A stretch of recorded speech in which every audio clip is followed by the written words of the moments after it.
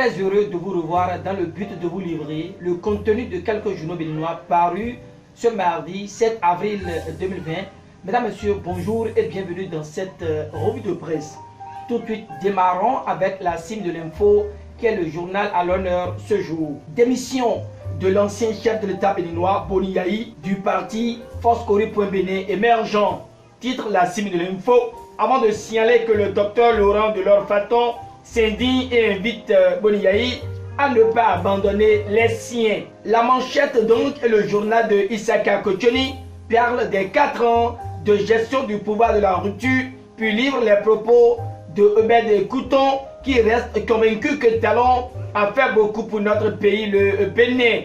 Heureux de sa fermeté et de sa rigueur dans les réformes, Obed Couton passe par la ligne du journal La Cime de l'Info pour inviter le président Patrice Talon à accélérer pour finir les autres projets entamés, dont celui de Wame et environ. Toujours avec le journal à l'honneur ce jour, sujet S-Communication et la lutte contre l'extension du coronavirus au Bénin préoccupe le canard. Selon lui, le gouvernement impose le port de masques de protection à partir de demain, mercredi 8 avril 2020, dans les zones du cordon sanitaire. Soucieux du bien-être de la population face à la pandémie en vigueur, Denis Adjadé Assomba se cache derrière les mesures prises et exhorte les uns et les autres au respect des gestes barrières contre la propagation du Covid-19.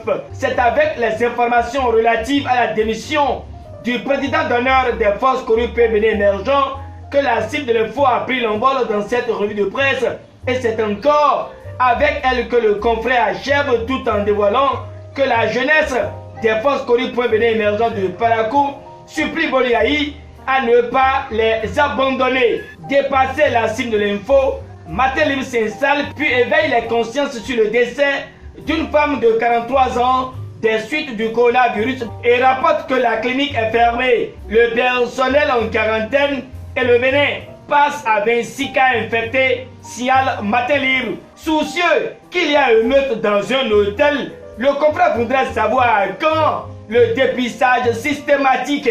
La nation s'installe à présent avec à manchette les nouvelles exigences du gouvernement aux formations sanitaires après le premier cas de décès au Bénin du coronavirus. En effet, après avoir exposé sur la situation ayant entraîné la mort de la dame de 43 ans, le quotidien du service public pioche des explications du ministre de la Santé Benjamin Moupati, qui a une fois encore attiré l'attention des formations sanitaires au risque du Covid-19. Ainsi, selon la nation, le ministre révèle que devant les signes évocateurs du coronavirus, tels que la fièvre, la toux sèche, les difficultés respiratoires, la diarrhée, la perte du goût et ou de l'odorat, le réflexe doit être l'appel des numéros de téléphone dédiés. Mieux, la nation rallonge que Benjamin Moupati a indiqué qu'en tout état de cause, les formations sanitaires sont appelées à ne pas accueillir, encore moins garder les patients suspects du Covid-19.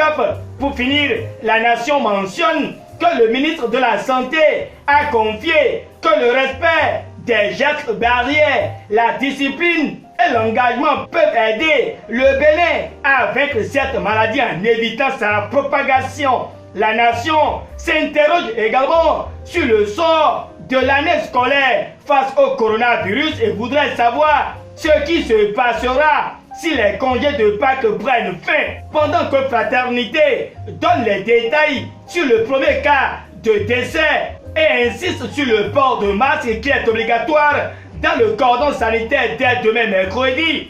Le Béninois libéré s'accroche à la raison du premier décès du coronavirus au Bénin et propage qu'il faut nuancer. Le journal de Aboubakar Takou donne les clarifications de Maître Ibedo qui reconnaît les efforts du gouvernement, mais si le port de masque est obligatoire dans les 12 communes du Bénin dès demain, après l'installation du cordon sanitaire, le Béninois libéré étale que la fine bouche de Valentin Agon l'a pendu et est à l'origine du rejet du produit appui viril au Burkina Faso. En tout cas, face à la propagation du coronavirus au Bénin, le matinal donne la réaction du président Patrice Talon qui voit que la situation est grave avec les 26 cas confirmés, dont 3 nouveaux cas détectés, 5 guéris et 1 décès, raconte le Télégramme. Le journal de Tchède Wessou